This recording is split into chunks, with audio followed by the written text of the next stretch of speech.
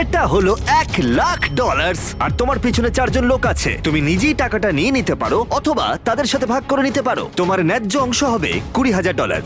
কিন্তু যদি তুমি চাও পুরো 1,00,000 নিতে পারো, তাহলে বাকিরা কিচ্ছু পাবে না। বলো আমাকে তুমি কি চাও। নিশ্চয়ই। তার মানে কি বলতে চাইছো, সবটা চাও? না, আমি কাউকে চিনি না, আমি সবটাই নেব। যদি তুমি সবটা নাও তাহলে ওরা কিচ্ছু পাবে না। হ্যাঁ, আমি জানি। ঠিক আছে, আমি অনেক পেয়ে গেছি, অন্যদের সুযোগ দেওয়া উচিত। কিভাবে এটা আমি রাখবো? হ্যাঁ, সব চলে যাবে।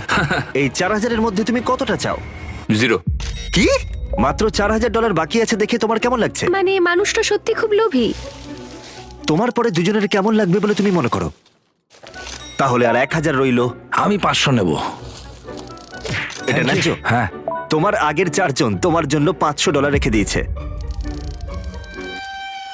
ওর জ্যাকেট থেকে সব টাকা পড়ে